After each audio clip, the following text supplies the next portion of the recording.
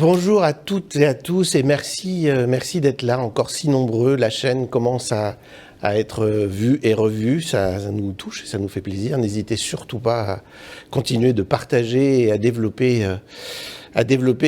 cette chaîne et l'intérêt qu'elle porte, j'espère, à bon nombre d'entre nous. Je pensais à Annie Girardot qui évoquait un jour que le public lui avait manqué. Vous nous avez manqué et on est très heureux d'être là parmi vous ce soir. Nous avons décidé de monter cette émission un peu au dernier moment. Elle n'était pas prévue pour être diffusée ce soir, elle était prévue pour redémarrer un petit peu plus tard, mais on a décidé de la monter assez rapidement, en réponse au film qui sort, qui s'appelle Gourou, qui traite du coaching, que certains ont pu peut-être voir en salle hier, puisqu'il est sorti hier. Et on a voulu faire une émission autour du coaching. Donc, il n'y a pas tous les animateurs et les chroniqueurs habituels, comme Tic et Tac, que vous connaissez maintenant, nos deux psychiatres qui ne sont pas là et elles ne se sont pas senties investies d'une mission pour parler du coaching, même si elles ont leur idée et que peut-être je pourrais vous en parler si ça vient, pourquoi pas. Mais on a fait cette émission avec David, qui est là aujourd'hui parmi nous. Merci beaucoup. Je rappelle que tu es directeur des ressources humaines. Et qu'à côté de ça, tu animes une chronique pour nous aider, nous distraire lors de certains sujets qui sont parfois un petit peu douloureux. Pour ceux qui ont l'habitude de suivre la chaîne, vous voyez ce que je veux dire. Alix, qui est consultante dans une grande entreprise et qui est là ce soir. Bonjour. Bonjour Marc. Merci. Et qui nous fait le plaisir de nous tenir et de nous maintenir, je dirais, en lien avec les jeunes. Et c'est passionnant à chaque fois tout ce qu'elle peut nous ramener comme information autour de la jeunesse. Delphine, notre philosophe, bonjour. Bonjour Marc, bonjour à tous. Merci à toi d'être là, évidemment. Et nous avons deux invités que je vais vous présenter dans quelques minutes. Mais l'idée de base, c'est vraiment de se dire, tiens, aujourd'hui, le coaching existe. J'ai discuté avec l'une des deux invités qui sont là aujourd'hui, qui m'a dit, tiens, ce serait intéressant de se demander pourquoi le coaching est autant développé, en fait. Pourquoi y en a-t-il autant en France et pourquoi y a-t-il une demande? Parce qu'il y a une demande en réalité. S'il y en a autant, c'est qu'il y a une demande. Donc, on va peut-être essayer d'y voir un petit peu plus clair et de répondre peut-être à certaines questions que vous pourriez vous poser autour du coaching. Moi, j'en ai pas mal, mais si vous en avez d'autres, n'hésitez jamais, une fois de plus, à les écrire dans les commentaires de la chaîne, parce qu'on a tous, autant que nous sommes ici, on a l'ambition de répondre à vos questions et d'alimenter au maximum les sujets de société liés à la santé mentale. Et évidemment, n'hésitez surtout pas à poser vos questions et à venir vers nous aussi souvent que vous le souhaitez. Donc pour cette émission, nous avons deux invités qui sont présents. Nous avons une psychologue, Claire Dahan, qui est là. Bonsoir, merci vraiment sincèrement d'avoir accepté si rapidement comme ça de venir. Et Hervé Laurent, qui lui est coach. Oui, bonsoir. C'est ça, bonsoir. Hervé Lauré, oui. Merci d'être là. Et d'avoir accepté aussi au dernier moment, parce que je crois que vous appartenez à une fédération qui s'appelle l'ICF. Exactement.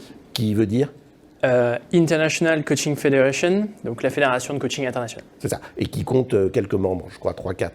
Quelques-uns, environ 60 000 membres à travers le monde. Exactement. Une fédération qui existe depuis une trentaine d'années maintenant en France. Oui. Et qui est probablement la plus grande des fédérations de coaching qui existent aujourd'hui. Il y en a quelques autres. Ouais. Quand même. Donc vous êtes coach certifié, professionnel évidemment. Il faudra nous expliquer ce que ça veut dire, coach certifié ACC. C'est exactement, je pourrais développer. Exactement. Et co-leader du pôle organisation et membre du comité d'organisation ICF France. C'est ça, je me trompe exactement, pas? Ok. Bon, on va évidemment revenir vers vous pour vous poser des questions. Et Claire, donc merci une fois de plus d'être parmi nous aujourd'hui. Claire, alors vous êtes psychologue, clinicienne à la base quand même un petit peu. C'est ça. Hein, et alors, je vais m'arrêter là, je vais vous laisser prendre le relais parce que à chaque fois que je parle avec vous, j'apprends quelque chose de nouveau. Donc, je suis psychologue clinicienne spécialisée en périnatalité et en psychotrauma. Et au bout de 8 à 9 ans de pratique, je me suis formée au coaching. Donc, j'ai eu un diplôme de coach certifié. Et puis, je suis praticienne hypnose, EMDR, j'enseigne.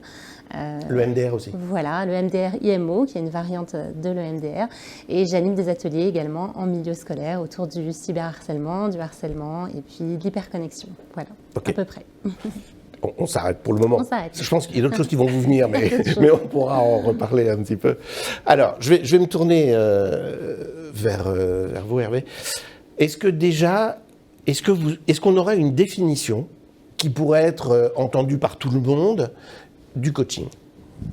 Alors, c'est une bonne question. Alors, avant de répondre à ça, on peut s'intéresser à l'étymologie du mot coaching, puisque coach, c'est anglais, mais à l'origine, c'est un mot français, coach, qui vient lui-même du hongrois.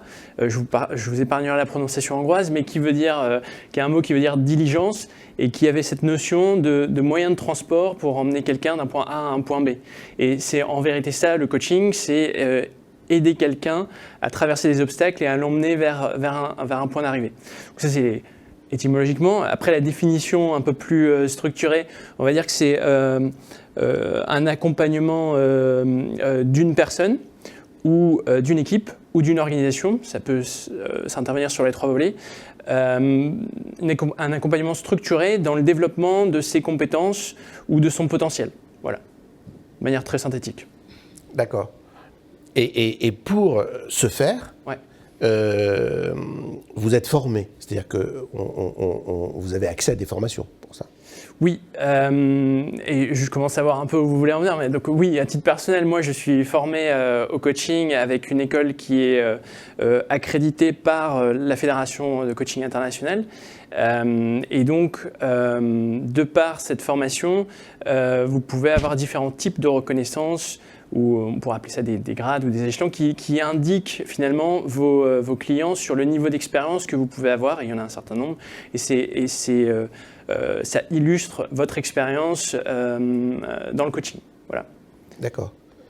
Mais pour répondre un peu à la question sous-jacente, n'importe qui peut se déclarer coach, indépendamment de la formation qu'il a pu suivre. Et c'est bien là tout l'enjeu du sujet, de comment on distingue un coach certifié d'un coach déclaré. Voilà. Alors, donc déjà, il y a un cadre. Parce que vous êtes en train de dire, on peut faire la différence entre un coach certifié et un coach qui ne l'est pas. Déjà, ça nous donne une porte d'entrée. À la limite, on sait que si on va vers un coach certifié, logiquement, derrière, il y a un cadre, il y a une institution ou une fédération et c'est cadré. Je m'en remets à toi, Claire. C'est la même chose. Vous êtes passé par un système de certification comme ça? Tout à fait. Il y avait un système de certification. C'était sur une année, différents cours. Et puis c'était important pour moi qu'il y ait un cadre, une structure. Donc il y avait un examen à la fin, un mémoire à soutenir et puis ce qu'ils appelaient supervision. Donc toute l'année avec un coach qui avait une grande expérience pour qu'on puisse justement être accompagné. D'accord. Alors, vous, c'est un peu différent. Vous êtes psychologue clinicienne, donc on ne va pas refaire le parcours, on en a déjà parlé. Il y a un diplôme d'État, il y a des années d'études, etc., des stages, bon bref. Donc on sait qu'en allant vous voir, logiquement, on va vers quelqu'un de diplômé qui n'aura pas trop de difficultés à évaluer l'état psychologique ou l'état de la santé mentale. C'est une bonne remarque parce qu'à l'université, on est très bien formé sur le plan théorique. On a effectivement des stages, mais il nous manque des outils. Et c'est pour ça que je me suis orientée, si je puis me permettre de raconter mon parcours. J'étais à Paris 8. Paris 8 est une université qui était à l'époque très psychanalytique. C'est le premier département de psychanalyse de Jacques Lacan à Paris 8. Et c'est vrai que l'impact de la psychanalyse était très fort. Vous n'avez rien contre ça, j'espère. Pas du tout. J'ai fait moi-même une analyse longue. C'est un travail que je trouve passionnant, la psychanalyse, mais c'est un travail qui n'est pas fait pour tout le monde. Moi-même, j'ai fait plusieurs tranches, j'ai beaucoup appris sur moi, sur les autres. Ça a été très constitutif de ce que je suis, mais c'est pas fait pour tout le monde. Alors, quand j'ai commencé à travailler, j'étais beaucoup, on appelle ça les recherches de causalité, c'est-à-dire qu'est-ce qui, dans mon passé, cause l'état dans lequel je suis aujourd'hui. Et j'ai avancé comme ça mes premières années. J'ai fait quelques petites formations à droite, à gauche, mais j'avais des patients qui venaient me voir qui n'avaient pas particulièrement de souffrance psychique, pas de détresse, pas de troubles de santé mentale, qui allaient même plutôt bien, mais qui avaient besoin d'un petit coup de pouce pour aller d'un point A à un point B, comme vous venez de le dire. Et je me suis dit, tiens, quels outils je pourrais utiliser? Je suis allée carrément du côté du coaching. Alors, c'était formidable. Parce que, je me permets, je me 2 secondes sur le parcours. Là, vous êtes en train de nous dire que vous faites 5 ans d'études, parce que c'est 3 licences et 2 masters, donc il y a 5 ans d'études. Vous sortez de ces 5 années d'études, et ça, vous ne l'avez pas appris.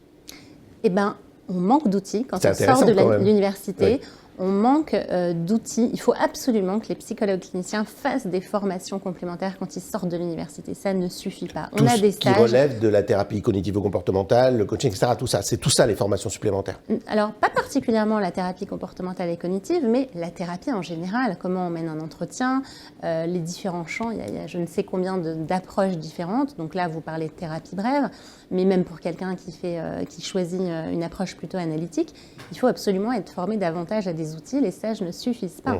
Donc quand on sort de l'université, on y va, on reçoit des patients, mais on manque encore beaucoup d'outils, d'approches, de connaissances. C'est un métier, pour moi, c'est un métier qui doit sans arrêt être renouvelé, où on doit sans arrêt se former. Bien sûr. Et donc, la porte du coaching s'est ouverte. Alors, la porte du coaching s'est ouverte. Là, je me suis dit, c'est dingue, ils ont des outils de folie, en fait. Ils ont des outils, je vais pouvoir même m'en servir en psychothérapie. J'avais la double casquette qui était un peu... il fallait être très clair avec mes patients. Quand est-ce que je fais du coaching? Quand est-ce que je fais de la psychothérapie? Clair avec leurs demandes. On en parlera tout à l'heure, parce que parfois, les gens ont un peu des demandes magiques. Et puis, je me suis dit, mais d'où proviennent ces outils? Et là, je me suis intéressée aux thérapies brèves. Et c'est là où je me suis formée pendant 3 ans.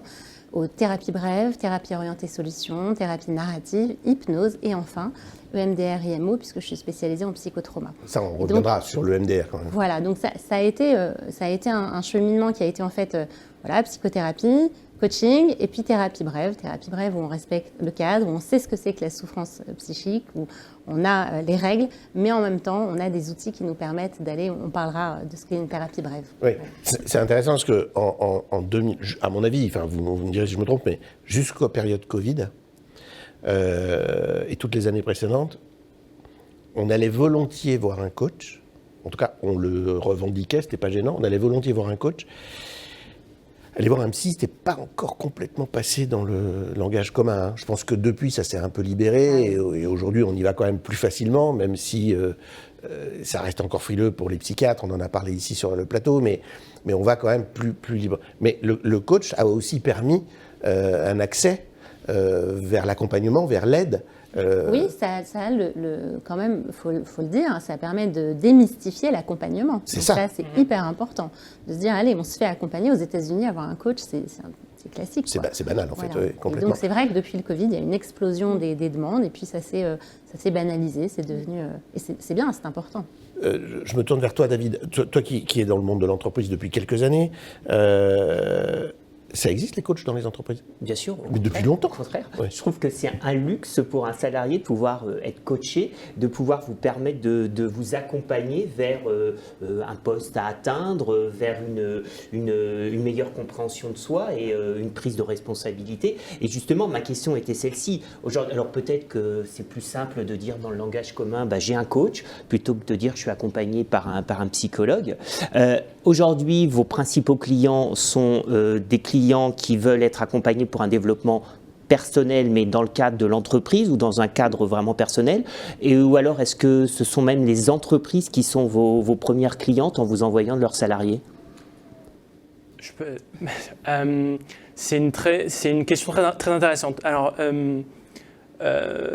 déjà pour rebondir sur ce que vous venez de dire, c'est tout à fait vrai. Le coaching, c'est devenu un levier stratégique énorme pour les entreprises. C'est pas juste un petit plus. Ils voient vraiment la notion de déblocage des performances des individus. Et du coup, ça commence à répondre un peu à votre question. La majorité viennent des entreprises. À titre personnel, 80% viennent des entreprises. Et le contexte, ça peut être quelqu'un qui change de poste ou quelqu'un qui a besoin de dépasser un certain blocage par rapport à telle équipe. Enfin, ça peut être extrêmement varié. Il peut y avoir également des coachings d'équipe. Mais là, vous parliez de l'aspect personnel, c'est là où je trouve ça très intéressant, c'est que l'individu est extrêmement complexe. Donc, quand vous êtes face à un coaché, vous n'êtes pas face à un simple salarié, mais à un individu dans toute toute sa splendeur et sa profondeur, je dirais. Donc il y a des sphères qui se touchent. Il y a sa sphère professionnelle, il y a sa sphère personnelle, et puis il y a la sphère plus intime, ce qu'on raconte qu'à un psy, par exemple. Et donc parfois, dans une conversation de coaching professionnel, vous allez naviguer à travers ces sphères et commencer à toucher des choses plus profonde. Et c'est là où c'est super important que votre coach soit équipé au mieux pour pouvoir identifier à quel moment ça fait partie du processus. Et ça sort de ses compétences ou pas. Voilà, en fait, exactement. À quel moment ça fait partie du processus de la conversation et on va rebasculer dans la sphère professionnelle et on va comprendre comment l'aider. Et à quel moment c'est quelque chose de trop personnel, trop profond et qui n'a pas de lien avec ce qu'on essaye d'accomplir pour l'entreprise pour laquelle il travaille.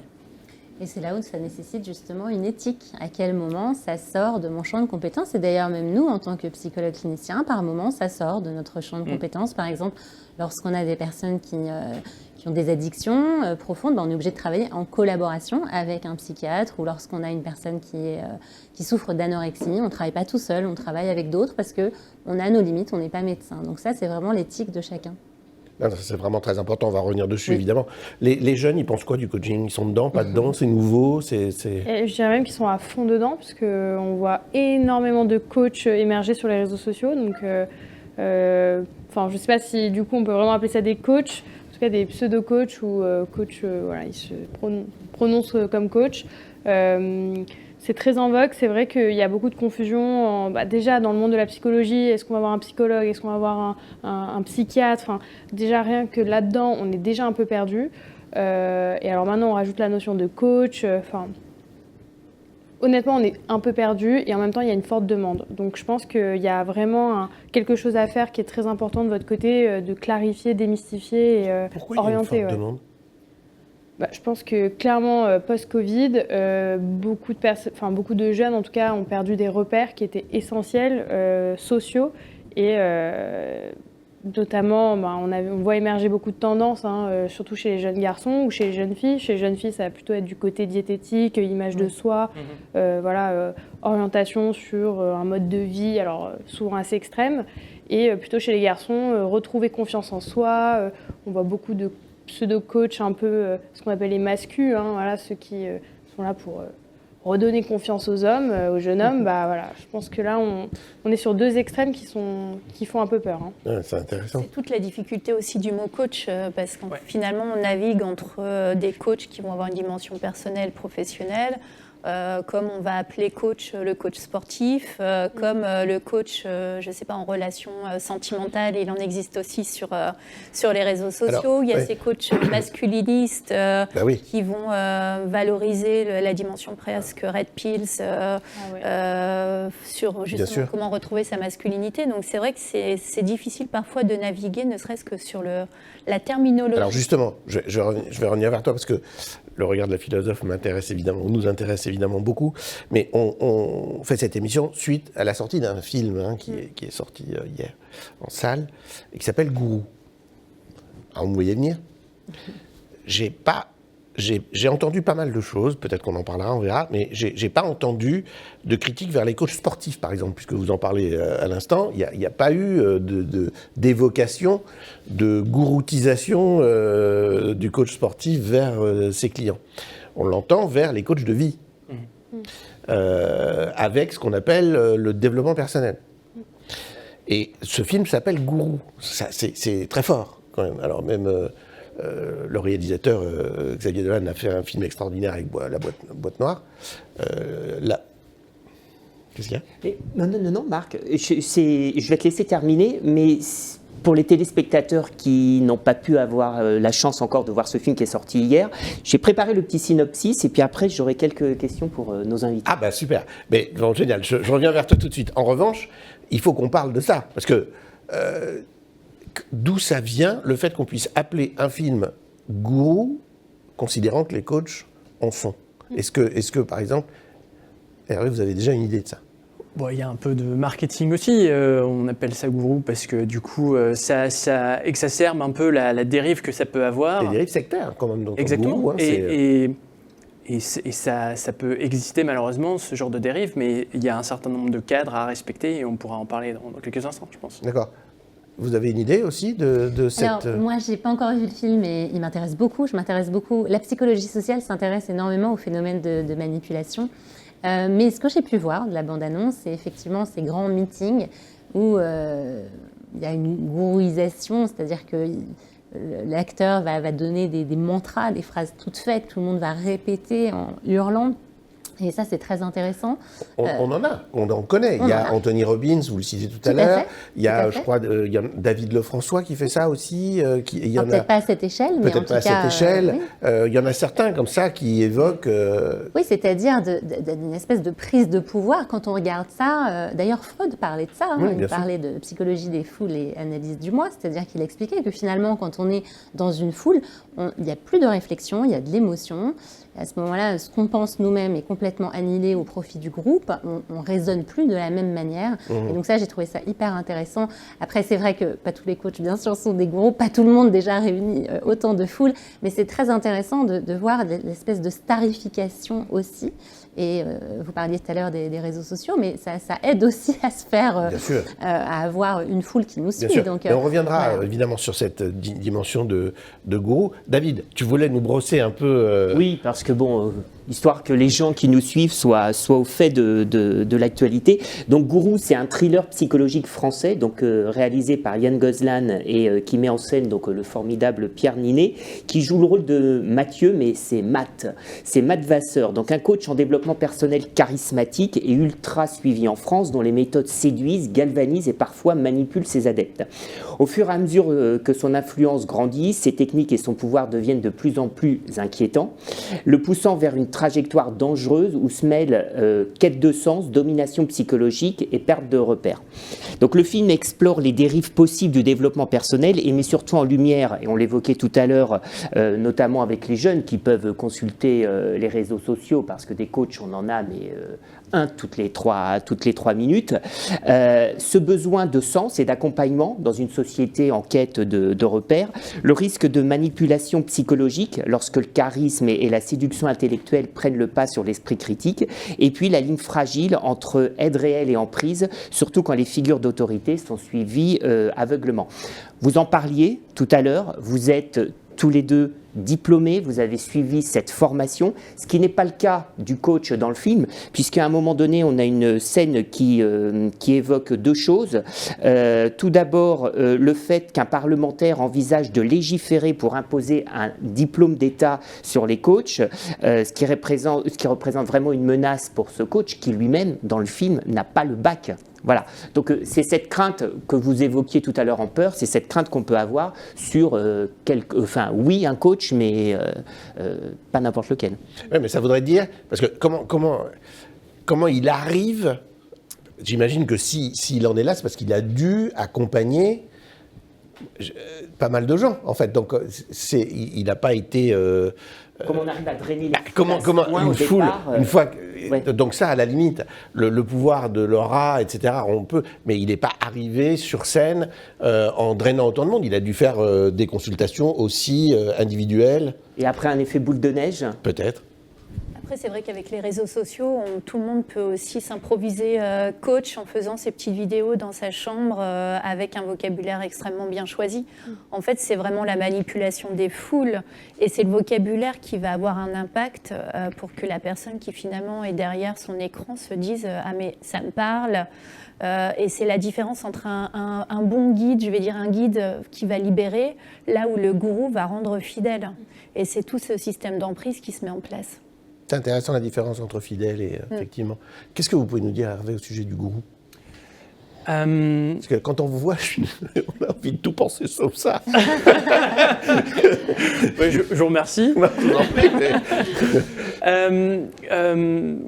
Il y a beaucoup de choses à dire. Alors, c'est le coaching professionnel, c'est tout sauf ça. Il y a un cadre, il y a des garde-fous. À aucun moment, le coach va vous dire quoi faire, va avoir plein d'injonctions pour vous comme ça. C'est pas du tout l'approche. Et au contraire, dans une relation de coaching qui est qui est d'égal à égal. L'espace que prend un coach peut-être est à peine de 20%. C'est beaucoup de place au coaché qui doit s'exprimer, qui doit raisonner par lui-même et trouver ses propres solutions. Donc ça, c'est le coaching professionnel. Dans le coaching de développement personnel, et c'est là où on trouve un peu tout et n'importe quoi, il y a cette notion on envoie des messages très galvanisants, fédérateurs, et les gens s'y retrouvent parce qu'ils se disent « Ah ok, ça a l'air bien », et puis il y a un effet un peu de suivi. Tout le monde fait ça, donc je vais faire ça aussi, et on ne se remet pas en question. Et c'est là où ça devient un peu dangereux. Et je ne sais pas si on a le temps, mais je voudrais partager une anecdote là-dessus. Au contraire. J'ai eu l'occasion moi, d'assister à ce genre de grande messe comme ça. Et d'un coach américain qui était venu en France il y a quelques années en arrière. Je n'étais pas encore coach pour le coup. Et tout le monde était dans une énergie folle et il y avait beaucoup d'émotions, c'est les mots que vous employez tout à l'heure. Et à un moment donné, tout le monde s'est mis à pleurer presque collectivement. Et sur le moment, ça fait beaucoup de bien. On se dit, on est tous ensemble. Et en ressortant, je me suis dit, je vais raconter ça à des proches. C'était super. Et en essayant de verbaliser ce que j'ai vécu, je me suis dit, mais c'est quand même pas super ok quand même, quoi. Hein. On était tous là à pleurer ensemble sur un trauma personnel. C'était quand même très étrange. Et après coup, je me suis dit, c'est quand même très dangereux ce genre de pratique où quelqu'un vient vous dire que tout va bien, etc. et va toucher quelque chose, mais sans vous connaître. Et c'est là où ça devient dangereux. Et le coaching doit rester personnel. Le coaching de masse comme ça, vous ne savez pas qui est en receveur et comment ça va être impacté. C'est là où c'est super dangereux. D'accord. Donc ça fait déjà une différence. C'est intéressant. Ça fait déjà une différence entre effectivement l'acteur, enfin c'est Pierre Ninet, qui effectivement galvanise les foules, mais il le fait comme d'autres pourraient le faire sans être prétendu coach. Il pourrait être un conférencier. Oui. Ouais. D'ailleurs, ce que je voudrais dire, c'est que ce n'est pas seulement les coachs qui peuvent faire ça. Ça me fait penser à des scènes d'hypnose de spectacle. Les dérives de certains, parce que dans le monde psy, c'est pareil, ce que vous disiez très justement, on confond psychiatre, psychanalyste, psychothérapeute. Le titre de psychothérapeute, il n'est protégé que depuis 2010. C'est Accoyer qui a fait ça. C'est la loi Accoyer. Oui, c'est ça. Mais du coup, les psy qui étaient psychothérapeutes avant, aujourd'hui on s'appelle praticien, mais si quelqu'un met sur un compte Instagram accompagnant psy quelque chose, le patient ou le client, c'est comme ça qu'on les appelle en coaching, ne vont pas forcément chercher. Moi j'invite toujours mes patients, posez-moi des questions, c'est important que les gens puissent me dire de quoi ils ont besoin, qu'est-ce qu'ils cherchent, pour que justement il n'y ait pas de prise de pouvoir. Parce que qu'est-ce que c'est que la manipulation? C'était Paul Václavic qui disait ça, qui disait il n'y a pas de toute communication est une forme de manipulation. Sauf que quand on manipule quelqu'un pour qu'il aille bien et pour qu'il se détache, c'est pas la même chose que quand on manipule quelqu'un pour le mettre sous emprise. En thérapie et dans un accompagnement bienveillant et sain, le but, c'est que la personne retrouve son autonomie, c'est qu'on lui donne des outils dont elle peut se saisir pour se détacher de nous. Et donc, évidemment que dans certains outils, dans notre façon de parler, dans notre question, dans nos questionnements, on peut manipuler pour amener la personne, mais pour amener la personne à visualiser ses ressources, par exemple, à visualiser des solutions. Et pas pour qu'elle continue, parce que j'ai quand même une patiente qui est venue me voir, qui a fait 5 ans auprès d'une coach, alors qu'en 10 séances, le problème était réglé, et la coach ne voulait pas la lâcher. Ça pose question, ça c'est quand même très intéressant. Et on voit arriver chez nous des personnes qui ont été voir différents professionnels, pas que des coachs, ça peut être quelqu'un, énergéticien, ostéopathe ou je ne sais quoi, chez qui on a fait un très long parcours alors que ce n'était pas nécessaire. Donc les dérives, elles existent dans tous les métiers d'accompagnement. Finalement, un peu partout. Mais alors du coup, allez-y, éclairez-nous. Je vais juste rebondir là-dessus, parce que c'est très intéressant et c'est exactement... Un coach qui rebondit, ça va m'intéresser. Oui, non, mais c'est exactement ça. Le coaching, ça prône l'autonomie du client, du coaché, et à aucun moment doit s'installer une dépendance, une codépendance de la relation. Le coaching, c'est cadré par un contrat, un objectif, c'est limité dans le temps, ça peut être 6 à 9 mois par exemple, c'est certainement pas 5 ans. Après, ça peut être un client qui reviendra pour une problématique différente, et donc vous allez pouvoir le suivre 5 ans, mais avec des périodes... voilà, exactement. Ouais. Et c'est important que cette personne puisse vivre sans vous, entre guillemets. Et donc, ça, c'est important pour les gens qui nous regardent, par exemple, de faire attention à ça. Il doit y avoir des portes de sortie. Vous ne pouvez pas être enfermé avec un coach comme ça, dans une relation. D'ailleurs, la plupart des coachs pratiquent ces premières interactions un peu j'ai collé le mot anglais, pardon, mais un peu de good fit, voilà, où on s'assure que ça va bien coller entre nous pour pouvoir sortir et pas s'engager contractuellement tout de suite avec la personne. C'est marrant ce que vous dites parce que j'ai parlé avec Claire avant par téléphone quelques minutes avant l'émission et on a évoqué l'idée de l'alliance thérapeutique. Tout à fait. Et alors je ne sais pas si c'est exactement ce que vous vouliez dire, mais c'est important. Alors, c'est très important. Il faut savoir qu'il y a des études qui ont été faites sur les facteurs d'efficacité de la psychothérapie. On appelle ça l'effet dodo. Alors pourquoi dodo? Parce que c'est l'oiseau dans Alice au Pays des Merveilles qui a dit à ceux qui ont fait la course, tout le monde a gagné. Et ces facteurs d'efficacité, qu'est-ce qui a été montré? Que finalement, ce qui fait qu'une psychothérapie marche, c'est seulement à 15% l'outil. 85%, ça va être la motivation du patient, ses attentes, l'effet placebo aussi et l'alliance thérapeutique. Donc, ce qui est très attendu du coaching, c'est l'utilisation de ces outils. Parfois, les gens viennent me voir en me disant « j'aimerais bien que vous me fassiez passer un test » ou parfois, les gens viennent me voir en me disant « j'ai fait du coaching, je suis bleu. Bonjour, je viens vous voir parce que je suis bleu. » Couleurs, bleu, voilà. rouge, vert, oui. Et donc, attention, l'outil, il est là au service de la relation thérapeutique et pas l'inverse. Et une alliance thérapeutique, c'est ça qui fait que ça marche, c'est pas l'outil. Et donc, je ne sais pas comment on appelle ça en coaching, mais en tout cas, en psychothérapie, l'alliance, la sécurité relationnelle, on travaille beaucoup là-dessus, ça c'est très important, effectivement, dans notre cursus universitaire, dans nos formations. Comment est-ce qu'on met un patient en sécurité relationnelle? Et la première chose qu'on fait quand je reçois mes patients, je leur dis « en quoi puis-je vous être utile ?» Ça sous-entend que moi, je suis là que pour être utile et que le reste, c'est eux. Et même à la fin, c'est quand est-ce que vous voulez qu'on se revoie? Parfois, ça surprend les gens que je ne leur redonne pas comme ça des rendez-vous, mais l'autonomie, c'est d'abord ça. C'est au rythme que souhaite la personne, le nombre de séances qu'elle souhaite. Et ça, c'est extrêmement important, ce qui n'est pas le cas dans le film où on sent bien que ce qui l'intéresse, c'est...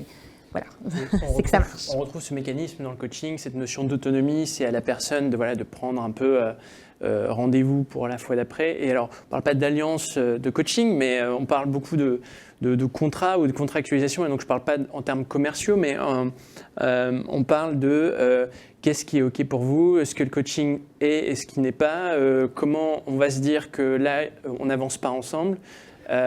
Et donc, on définit un certain nombre de règles de communication entre nous pour se dire si ça va ou si ça ne va pas. Oui, parce que ce que j'entends dans ce que vous dites, c'est que malgré tout, tous, à première vue, ici, on serait capable d'avoir le recul nécessaire pour se dire il est en train de vouloir mettre la main, il ou elle est en train de mettre la main sur moi, ça ne m'intéresse pas trop, la technique ne me plaît pas, je vais voir ailleurs. Je pense qu'on est capable de ne pas tomber sous l'emprise. Je me trompe peut-être, mais enfin, dans l'absolu, je pense qu'on est capable de prendre le recul. Maintenant, on peut évoquer les personnes qui sont peut-être un peu plus fragiles. Celles-ci sont vulnérables. La souffrance psychique nous rend vulnérables. Et on a quand même des biais cognitifs qui sont à l'œuvre. Les biais cognitifs, c'est tout ce que notre cerveau nous joue des tours. On pense qu'on prend une décision complètement objective, mais en fait, il y a plein de mécanismes subjectifs. Il y a par exemple l'effet Barnum, je ne sais pas si vous le connaissez, où plus une description est floue, par exemple l'horoscope, vous êtes quelqu'un de généreux, mais parfois vous avez des peurs, ou bien vous êtes ambitieux, mais là vous traversez un moment difficile. Tout le monde se reconnaît là-dedans. Ça, c'est l'effet Barnum. Ça marche super bien.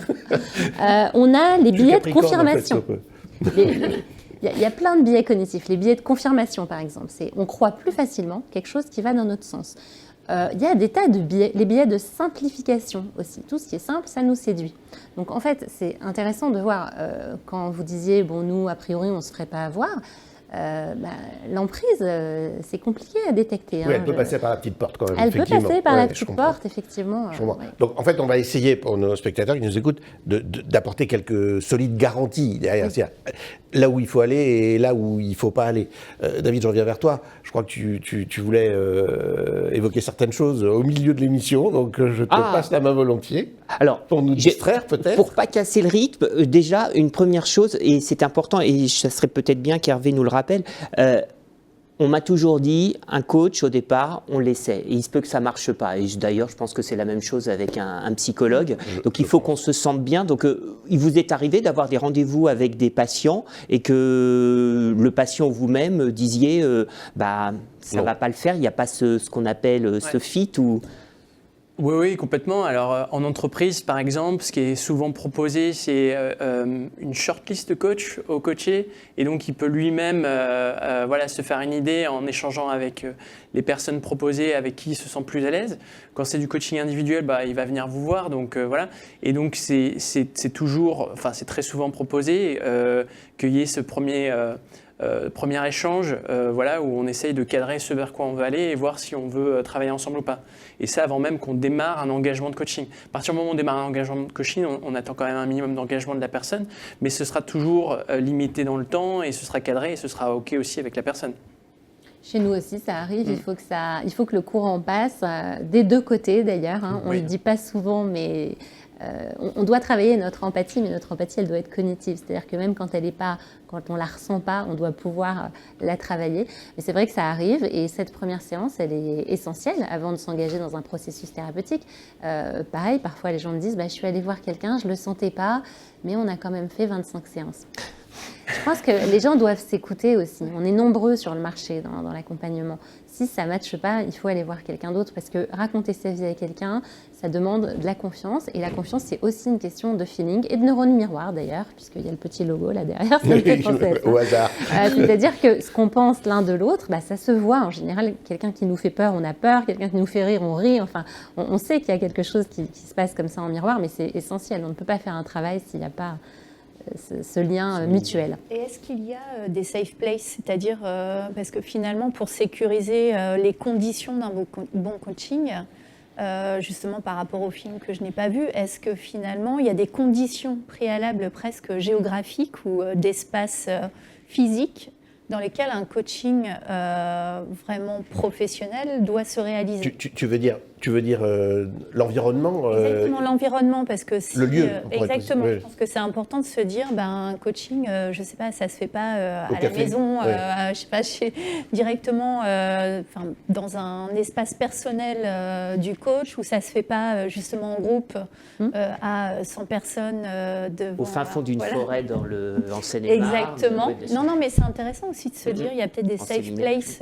Oui, alors c'est intéressant ce que vous dites, ça me fait penser, il y a quand même une certaine confidentialité qui est essentielle. Et c'est vrai qu'on a remarqué que dans les psychothérapies, par exemple, un enfant va plus parler à sa psy à son cabinet qu'à la psychologue scolaire. Et je pense que quand un coaching se fait dans l'entreprise, dans les bureaux, finalement, même s'il n'y a pas des caméras cachées, peut-être que la personne, elle n'arrive pas à se sentir aussi libre, sachant qu'elle est envoyée par quelqu'un, sachant qu'on peut-être on l'a vu rentrer dans le bureau. Donc je pense que la sécurité relationnelle, elle passe aussi par la sécurité géographique, j'ai envie de dire. C'est une bonne remarque, c'est intéressant. Il y a aussi une notion d'état d'esprit. Vous enchaînez pas une séance de coaching comme vous enchaînez les réunions. Si vous sortez d'une réunion avec votre comité de direction ou avec votre équipe, enchaîner la minute d'après dans une conversation très personnelle sur qu'est-ce qui vous empêche d'avancer. Il faut un minimum de sas, de décompression pour se dire ok, on va parler de moi, je vais être dans l'introspection et c'est important du coup de trouver un cadre qui vous détache un peu de l'environnement de travail complètement. Ça, c'est très important parce que j'ai moi-même accompagné des collaborateurs vers des coachings, des séances de coaching, et je crois qu'il n'y avait pas ce que vous évoquiez, cette séance ce sas de décompression à l'issue, en tout cas où l'entretien avec son coach, le rendez-vous avec son coach allait commencer tout de suite après une réunion, des fois un peu houleuse, où on n'était pas forcément à l'aise des décisions ou de son intervention. Et c'est pas propice quand même. Bien sûr. Mais c'est important parce que je crois souvent que les rendez-vous se font en pleine journée et en effet, entre deux rendez-vous ou deux réunions, c'est pas évident de caler ce petit moment pour soi. Voilà. Et je pense qu'il y a des espaces psychiques et relationnels, il y a des structures aussi qui font, on ne parle pas de la même manière dans le bureau qui est en face de son boss ou bien dans le café ou bien voilà, c'est important. Si la parole est très libérée devant le bureau.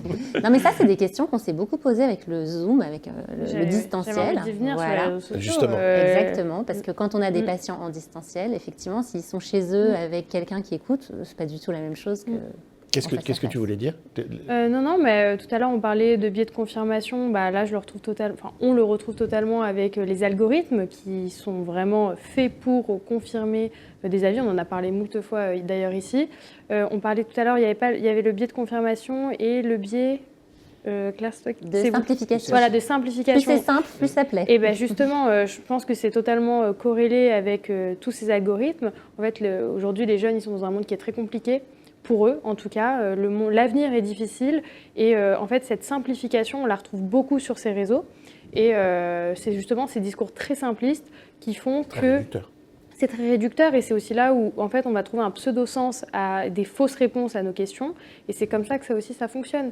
Et je pense que en tout cas, la prévention passe aussi par quand c'est trop simpliste, quand les paroles sont trop, voilà, quand on parle d'astrologie, tout ça, quand on arrive à faire un peu cette comparaison, finalement. En fait, On va avoir une volée de bois vert avec les astrologues qui vont nous appeler. non, mais en tout cas, voilà, c'est plus pour faire de la prévention, pour dire que, en fait, quand ça paraît trop facile, la vie est dure en fait. Hein. Enfin, voilà, je pense aussi qu'il faut savoir se dire qu'il y a des épreuves, que c'est normal de ne pas avoir toujours les réponses à ces questions à la minute, et c'est pas en scrollant justement dans ces algorithmes qui ne sont pas des psys, des coachs certifiés, on ne pourra pas avoir les réponses à nos questions. Tu as raison, c'est une bonne introduction. On va revenir sur tous les tips, justement, comme si on avait un petit guide pour se dire, tiens, lui, il ne rentre pas dans la case, j'y vais pas, en fait. Mais je voudrais savoir ce que la philosophe, elle pense un peu de tout ça. En fait, ce qui est intéressant, c'est que finalement, préalablement, dans le monde qui nous entoure, la société, avant, nous donnait du sens. C'est-à-dire qu'on pouvait avoir justement le recours à la religion qui nous apportait du sens, la politique, un discours et un récit commun. Et aujourd'hui, finalement, on n'a plus ce sens qui nous est offert par la société, un sens extérieur. On l'a plus ou il nous plaît plus? Je pense qu'on l'a de moins en moins parce que la religion, beaucoup de gens s'en sont détournés, même si on se rend compte qu'il y a un mouvement inverse parce que justement il y a une quête aussi de spiritualité et que l'entreprise ne peut pas forcément répondre à tout et la vie personnelle ne peut pas tout nous offrir. Et c'est vrai que le fait d'avoir eu cette perte de sens qui a été amplifiée notamment par le Covid nous a amené aussi à se dire finalement, est-ce que ce sens, on ne peut pas le trouver en nous ? Et peut-être un peu plus que préalablement. Et donc, on est allé chercher des outils, des méthodes, peut-être des figures qui étaient rassurantes. Et c'est là que le film est intéressant parce qu'il va montrer la frontière entre le guide et le gourou. C'est-à-dire que le problème, c'est pas de vouloir aller mieux. Le problème, c'est que quand le mieux-être devient un produit et quand il se transforme en recette universelle, c'est un peu ce que vous disiez justement sur le fait que chaque coaching était fortement individualisé et quand la fragilité devient un marché. Et à ce moment-là, l'aide peut se déformer, elle ne rend plus libre, mais elle rend dépendante, alors qu'un bon accompagnement est censé rendre autonome. Alors la philosophie, elle va poser des questions peut-être un peu plus complexes, parce que la philosophie, elle ne va pas forcément nous aider à aller mieux tout de suite. Elle va plutôt nous amener dans une forme d'inconfort, parce que la philosophie, elle va poser des questions qui vont plutôt être lentes, plus profonde. Qu'est-ce qui compte vraiment? Qu'est-ce qu'une vie bonne? Qu'est-ce qu'une existence libre? Et ça, on n'a pas forcément la réponse tout de suite. Et on n'a pas un outil tout de suite parce que c'est aussi un cheminement. C'est d'ailleurs pour ça qu'on appelait ça la maïotique. Et le développement personnel peut soulager là où la philosophie va éclairer. Alors, je parle vraiment d'une dimension plus spirituelle. Et donc, l'un va donner des outils et l'autre va apprendre à ne pas se laisser enfermer par des slogans. Le film Gourou. Et surtout, la philosophie a une fonction qui est extrêmement précieuse, c'est qu'elle travaille l'autonomie, l'esprit critique, la capacité à ne pas déléguer sa vie à une méthode ou à une figure charismatique. L'inverse, d'accord. Voilà. Donc, après, le vrai sujet, c'est pas de dire on est pour ou on est contre. Le vrai sujet, c'est de se dire à quel moment une démarche d'aide devient une promesse magique et à quel moment l'accompagnement devient une industrie du salut. Et là où parfois on peut entendre certains philosophes critiquer ou avoir une position un peu dure vis-à-vis du développement personnel, je pense que c'est deux démarches qui sont totalement différentes, avec un cheminement philosophique qui est un peu long et un développement personnel qui va proposer des outils, d'où aussi les formations où vous expliquez que finalement vous pouvez intervenir sur des choses qui sont très très courtes. Donc l'un ne va pas forcément sans l'autre et inversement, donc en fait tout va bien. Ce que tu dis, c'est oui. Voilà. Bien sûr. Donc en fait, vous nous avez compris. Donc demain, vous prenez un philosophe, une psychologue, un coach, un psychanalyste. Normalement, vous avez tout ce qu'il faut. Un jour, chaque jour de la semaine, vous avez une technique. Non, c'est intéressant parce que tu évoques le temps long. Oui. Mais on est en 2026, les enfants, 2026. Et les ados et les jeunes adultes qui arrivent, c'est la règle des 3 T. Tout le temps, tout de suite. Moi, j'ai envie mon problème, voilà, je vais aller voir le coach, Hervé, je vais venir voir demain, je vais dire, voilà mon problème. t'as 3 jours. Ah, Et dans 3 jours, je veux que ce soit réglé. Parce que sinon, j'ai peur que ça mette du temps, tout ça. Il peut y avoir des temporalités différentes, c'est-à-dire qu'il y a une temporalité longue que la philosophie va peut-être préserver ou Non, mais préférer, j'ai et bien une compris. temporalité plus courte, mais elles ne sont pas irréconciliables. Évidemment. Voilà. Mais ce que je me dis, c'est que la réponse que le coaching peut donner aux jeunes, elle est accessible, je pense, rapidement, et peut-être moins complexe que, Tout à fait. que les autres techniques qui sont effectivement passionnantes, c'est pas moi qui dis le contraire, mais qui peuvent peut-être être plus loin d'eux. La règle des 3 T, on la retrouve. Je pense que je suis pas la seule. Enfin, je représente pas tout le monde, mais je pense que ma génération et alors encore plus celle en dessous de moi, j'ai une question. Enfin, moi, je vais demander à une IA. Je vais aller sur YouTube. Pour tout, en fait, on a d'autres réflexes. Et je pense qu'il faut qu'on nous réapprenne aussi à aller chercher l'information et des réponses qui peuvent être dans la spiritualité, qui peuvent être justement avec des professionnels certifiés. Et justement, la confiance, il va falloir peut-être, je sais pas, c'est une question de gagnant-gagnant. Et là où c'est intéressant, c'est que pour avoir été coaché, donc même les philosophes se font coacher, moi j'y ai vu aussi un intérêt sur la dimension très outillage, très cartographique. C'est ce que vous disiez tout à l'heure. Parce qu'en fait, on peut avoir énormément d'idées dans son esprit, dans son cerveau, mais on a du mal parfois à structurer sa pensée, à avoir une vision et à une sorte de mapping précis. Et l'avantage du coaching, c'est que ça permet aussi, en quelques séances, de retrouver simplement un cheminement intellectuel pour nous aider à faire le tri. Voilà. Il y a plusieurs choses dans ce que vous avez dit. Vous avez parlé de rapidité. Aujourd'hui, c'est un indice de performance. Je m'intéresse beaucoup à l'hyperconnexion. Ce qui est rapide, c'est forcément bien. Mais vous avez parlé de temps. Alors, ça me fait penser à quelque chose. Les jeunes veulent le tout de suite. Même dans les rencontres amoureuses, on est beaucoup dans la consommation. On se voit tout le temps. On consomme tout le temps. Ils n'ont même pas fini avec quelqu'un, ils sont avec quelqu'un d'autre, etc., etc. Le temps, par exemple, entre 2 rendez-vous amoureux, mais même le temps entre 2 séances de coaching ou entre 2 séances de psychothérapie, c'est un temps d'élaboration, en fait. Il se passe des choses entre 2 séances. Parfois, les gens disent, on peut faire 5 séances tout de suite, très très vite, et après c'est réglé. Comme ça, c'est fait. Eh ben non, en fait, ça se passe pas comme ça, parce que vous allez rentrer chez vous, il va se passer des choses sur le trajet, vous allez réfléchir, demain vous aurez un autre regard, et puis la prochaine fois, vous me direz qu'est-ce qui a changé.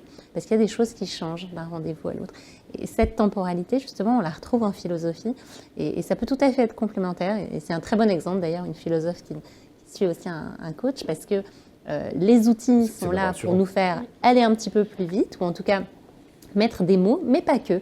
Aller vite sur certaines choses où ça manque de structure, mais aller lentement sur tout ce qui est élaboration, prise de conscience. Une prise de conscience, c'est long, hein. Il y a le mot conscience quand même dans prise de conscience. Le temps entre 2 séances est de fait extrêmement intéressant, parce que là où on se dit, tiens, si j'avais eu une séance, je ne sais pas, 3 jours après, il se serait passé ça, j'étais en mode stress, et finalement, on a 10 jours encore pour absorber, pour essayer de comprendre soi-même. Et après, c'est plus intéressant en termes de travail de restitution, d'avoir justement cette temporalité pour nous aider à réfléchir. Mais je pense qu'avec l'outil, la relation thérapeutique, elle continue. Quand ton psy te donne un outil, quelque chose que tu continues, le travail, il continue. Tu vas lui restituer après ce qui s'est passé pendant ces 15 jours. D'où l'intérêt des outils. Les outils, ces fameux outils de coaching qui proviennent en grande partie des thérapies brèves orientées solutions, elles ont un intérêt. Elles ont l'intérêt de faire bosser la personne une fois qu'elle rentre chez elle, que ça puisse continuer. Et puis elle est pressée de rapporter son travail un petit peu à son psy. Alors elle le fait pour elle-même, mais elle est pressée de restituer. Alors, comme on avance dans l'émission et qu'il faut qu'on avance, moi je commence à être sous emprise avec vous, donc j'ai envie de rester avec vous pendant longtemps. Hervé, est-ce qu'il y a moyen de nous... Ne faites pas un lexique, parce que là on n'y arrivera pas, mais voilà, pour nos spectateurs, de dire... qu'on s'y retrouve et qu'on dise, voilà, là je peux y aller, logiquement, c'est bien cadré, là, no way. Bon, je vais essayer d'être schématique et simple, et puis je compte sur mes ailiers pour venir compléter. Déjà, il faut distinguer ce qu'on cherche à accomplir. D'accord ? Pour moi, la psychothérapie, par exemple, ça s'attaque beaucoup à un schéma passé, à quelque chose qu'on essaye de résoudre, et je fais attention à ce que je dis, mais c'est plus, on regarde derrière. Le coaching professionnel, c'est on veut aller vers l'avant, on essaye d'accomplir quelque chose dans le futur. et potentiellement on va se pencher un peu sur des choses qu'on a fait avant, mais c'est tourné vers l'avenir. Et ensuite il y a le coaching développement personnel, c'est encore autre chose. Et là, c'est pas du coaching au sens entre guillemets noble du terme, c'est plus des conseils, c'est du mentorat, c'est du consulting, c'est des gens qui vont vous donner voilà, des conseils en séduction, des conseils où je ne sais plus quels étaient les, les autres types de coach. Je sais pas comment. Les autres types de coaching dont on a parlé tout à l'heure. Donc c'est ça aussi qu'il faut bien distinguer. Alors ensuite, si on revient rapidement sur le coaching professionnel, juste pour s'y retrouver et pour pas tomber dans les billets dont on parlait tout à l'heure, de « Ah, cette personne, elle a l'air sympa, je vais me faire accompagner », c'est aussi de questionner quelle est votre formation, quel est votre background, comment vous accompagnez, comment ça se passe une séance, et surtout, est-ce que vous êtes supervisé ? Un bon coach, il est supervisé, et donc il a des séances de supervision. Alors j'entends, je me permets juste. Je vous en prie. Alors non mais, avant d'arriver à la supervision, parce qu'à la limite, il peut dire qu'il est supervisé, mais ne pas l'être. En revanche, comment ça marche le coaching ? Il y a des plaques, pareil, enfin, c'est comme les professions libérales Sur ou... un annuaire, Est-ce comment qu'il y a on des fait pour plaques sélectionner Non mais peut-être qu'il n'y a pas de plaque, mais quand on vous cherche, Oui. on vous trouve. Et quand on vous trouve, qu'est-ce qui doit être absolument indiqué pour nous mettre en confiance, en fait ? Alors, Je certifié. Oui, vraisemblablement. oui, mais je vais... alors, il faut que vous ayez fait une formation de coaching dans une école qui est accréditée par une des fédérations de coaching qui existent. ICF, c'est la plus connue, la plus grande, la plus renommée. Donc c'est un bon indicateur. Il y a SNTP, je crois. Il y a le MCC, la Fédé européenne, et puis vous en avez une autre en France dont le nom m'échappe, mais enfin il y en a quelques-unes. D'accord. Donc ça s'intéressait de le parcours académique de cette personne-là. Et ensuite, effectivement, selon la fédération dans laquelle vous êtes, si vous êtes avec une formation ICF, il y a des, comment on appelle ça, des credentials, des accréditations, voilà, merci, différents niveaux. Alors, si vous retrouvez ACC, PCC, MCC, alors tout ça, ça ne va pas vous parler, mais en gros, c'est Associated Coach Certified. Mais c'est pas marqué tout ça quand on vous cherche. Alors, si le coach il est certifié, il va le mettre en avant. Ah, il va le mettre, d'accord. Donc en fait... Parce qu'il sait très bien que c'est une manière, voilà, c'est une lumière dans le brouillard pour dire à des gens qui cherchent, moi, je réponds à un code de déontologie, j'ai des standards éthiques, Voilà. venez chez moi. Vous dites ACC, PCC, PCC, et MCC, MCC. Ok. sont les trois grades, on va dire, Ok. Donc vous dites de l'ICF. Ok, donc ça veut dire que ça, le coach va le mettre en avant. Complètement. Logiquement, il va communiquer dessus parce que ça donne une sorte de label. Enfin, c'est C'est une marque de valeur. c'est une marque de valeur, merci. Et donc, à partir de là, on peut déjà pousser la porte. On serait en confiance. On est censé être en face de quelqu'un qui a une certification. Oui. Et on peut faire confiance. Il ne s'est pas dit hier, tiens, je vais devenir coach. Complètement. Donc ça vous donne déjà voilà, un premier élément rassurant. Après, libre à vous de ne pas rester si la personne ne vous plaît pas, qu'on soit clair. Mais ça démontre une certaine éthique, une certaine idéologie de la personne de « moi, je réponds à un standard régulé par une fédération ». Donc ça, c'est pour pousser la porte. Ouais. Après, j'y suis. Voilà, je suis devant lui ou elle. J'imagine qu'il y a des femmes qui font ce métier. Sûr. La preuve, donc je suis en face d'il ou d'elle. Est-ce qu'il y a des choses qui peuvent lors de la première séance, qui vont m'interpeller en me disant je reste pas. Complètement. Alors, on en parlait tout à l'heure d'immédiateté. Des promesses de on va faire ça très vite, en 3 mois c'est fini, ou voilà, etc. Tout ce qui est voilà, promesse, ça n'existe pas dans la bouche d'un coach. On définit un cadre de qu'est-ce qu'on aimerait accomplir et on discute ensemble de est-ce que c'est possible ou pas. À aucun moment on... Donc pas de promesse. Voilà, pas de promesse. Qu'est-ce qu'il y a d'autre ? Est-ce que le premier rendez-vous est gratuit ? Enfin, non, mais parce qu'en fait, c'est le premier rendez-vous où on teste. Ça, je serais surpris, mais peut-être. J'aurais tendance à dire que non. Mais aucun Ou alors, comment est-ce qu'on fonctionne ? Est-ce que c'est un forfait ou est-ce qu'on paye à la séance ? Moi, je fonctionne, quand je fais du coaching, j'indique le nombre de séances et la personne paye à la séance. Donc, mais la personne est libre. Je lui dis que, si a elle veut priori, arrêter, autour de ça, on devrait passer 5 séances. Mais attention, je peux faire aussi la même chose quand je fais de la psychothérapie en thérapie brève. Thérapie brève, juste, ne veut pas dire court. veut dire cibler vers un objectif, veut dire orienter. Ça ne veut pas dire forcément. J'y viens tout de suite derrière. Bien sûr, c'est important. Alors, c'est une question un peu complexe et ça va dépendre si vous êtes une entreprise, si vous êtes un particulier. Mais si vous êtes un particulier, on va partir. Et globalement, chaque coach a un peu son modèle d'entreprise. Ce qu'il faut retenir, c'est que c'est un contrat qui permet des portes de sortie, qui est limité dans le temps, qui est clair, transparent, il n'y a pas de coût caché. On sait le coût à la séance, on sait le nombre de séances, ou en tout cas la durée. C'est extrêmement transparent. D'accord. Ouais. Donc cette deuxième étape-là, évoquée, si je ne l'ai pas, c'est bizarre. Il faut s'interroger. Oui, il faut s'interroger. Ok, donc c'est déjà important. Ensuite, qu'est-ce que je peux retenir comme tips supplémentaires pour me dire, tiens, il ne faut pas que j'y aille, en fait, c'est pas sain. À partir du moment où le coach est un peu directif de voilà ce dont on va parler et commence à définir un agenda et un calendrier par lui-même, ça commence à pas sentir bon non plus. D'accord. On est au service du coaché, c'est à lui de définir ce dont il aimerait parler et c'est OK, typiquement, d'avoir défini un objectif pour l'accompagnement et d'arriver à une séance parce qu'il s'est passé une dizaine de jours et quelque chose a émergé et de dire j'aimerais parler d'un autre sujet qui me tracasse plus et on en parle. Et ça doit être OK normalement. Donc il doit y avoir de la liberté au sein d'un cadre évidemment commercial. Il y a une relation commerciale entre les deux parties, mais il doit y avoir un maximum de liberté pour le coach. Donc j'arrête quand je veux. Alors chaque personne a ses engagements commerciaux. La réponse courte c'est oui. Après si vous êtes engagé, regardez ce que vous avez signé aussi, mais globalement... Est-ce qu'on signe un contrat avec le coach ? Vous pouvez signer tout à fait un contrat avec le coach. Si par exemple vous vous êtes vu une fois et que vous avez défini que vous allez vous être accompagné sur 3 mois et pour 3 séances par exemple, a priori vous avez défini un cadre. Donc si vous arrêtez avant même d'avoir commencé ou après la première séance, pour chaque personne a un contrat commercial un peu différent, mais globalement il est censé avoir des clauses qui permettent aux personnes, pour des cas de force majeure ou autres, de changer d'avis et de se désister. Absolument. Okay. Vous disiez quels sont les tips. Alors, je ne sais pas si c'est des tips, mais moi, en tout cas, il y a des phrases qui me font peur. Dans le film, par exemple, « Ce que tu veux, c'est ce que tu es ». Alors ça, les gens aiment bien ce genre de phrase. Alors, il y a, par exemple, « Deviens la meilleure version de toi-même ». Alors, pourquoi devrait-on être la meilleure version de soi-même ? Une version acceptable, c'est déjà pas mal. Ensuite, il y a « Quand on veut, on peut ». Eh bien non, il faut aussi prendre en compte nos limites, parfois. Une autre phrase, puisque moi, je fais du psychotrauma, « Ce qui ne nous tue pas nous rend plus forts ».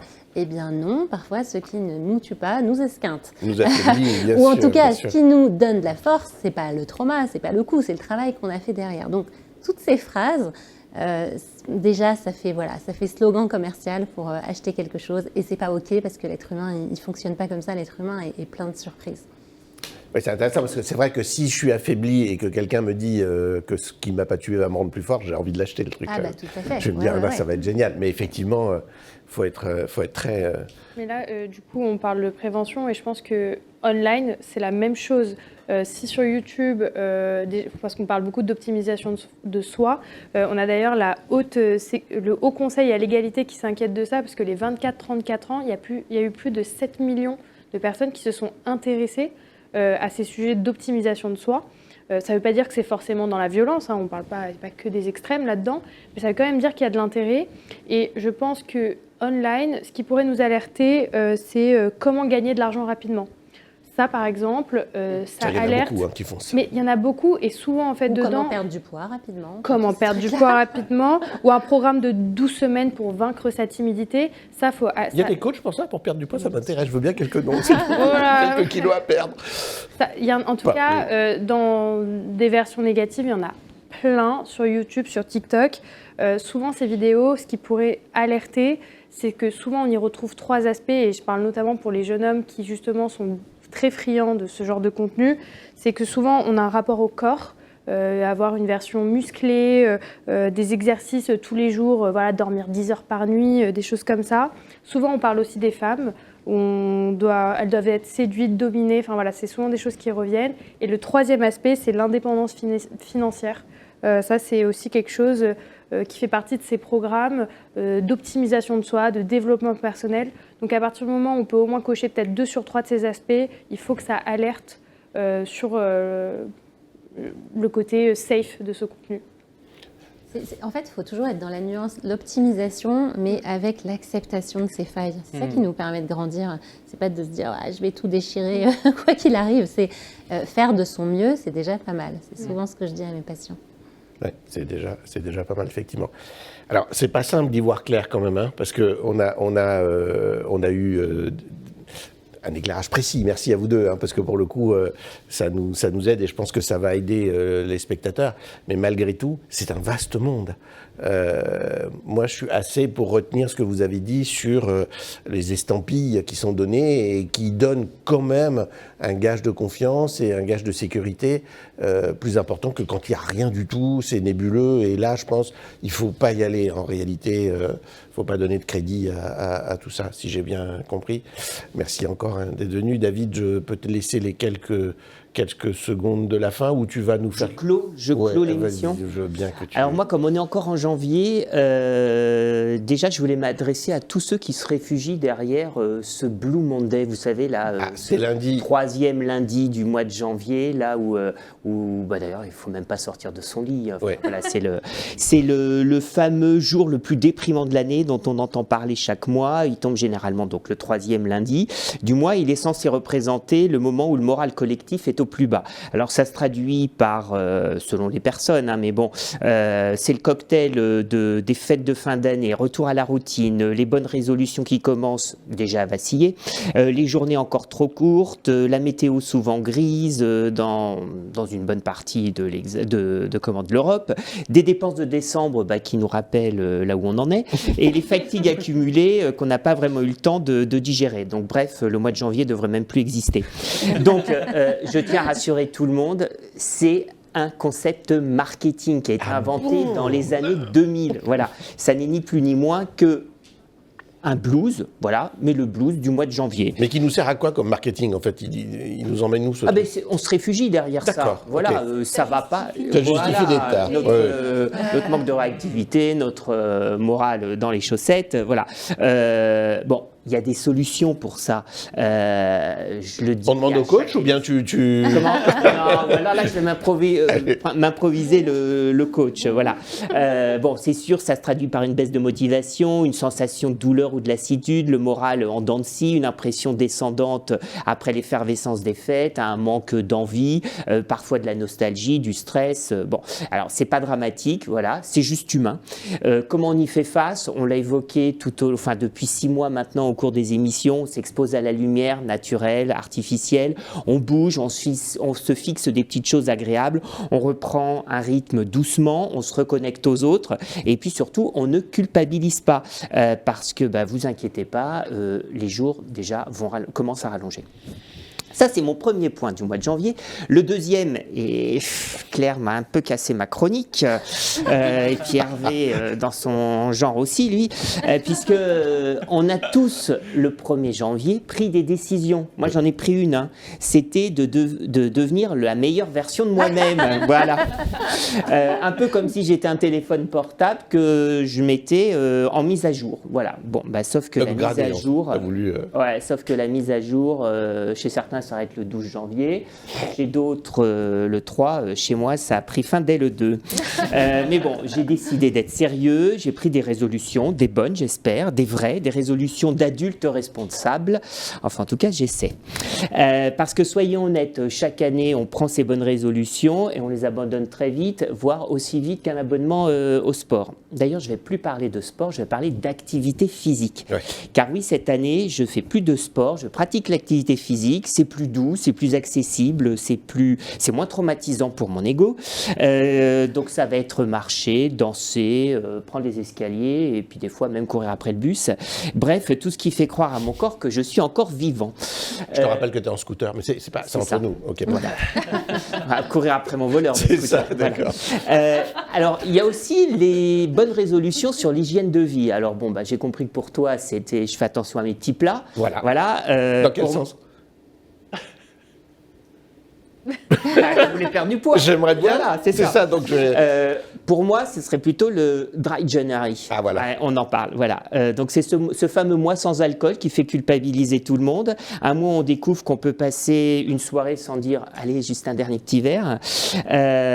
Et puis c'est surtout aussi un mois où on s'aperçoit qu'on peut passer une très bonne soirée avec de l'eau pétillante.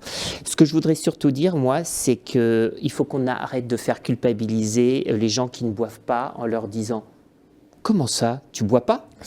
Comme si c'était la normalité. Ça, des c'est un choses. petit clin d'œil pour Léa Salamé, mais je pense que elle l'a pas fait, je pense. Et puis bon, on commence aussi petit à petit, voilà, des micro-objectifs avec des micro-résultats. Vous voulez arrêter de fumer, commencez par réduire. Si vous voulez bouger plus, commencez par bouger. Et puis si vous voulez boire moins, commencez à boire moins, ça c'est évident.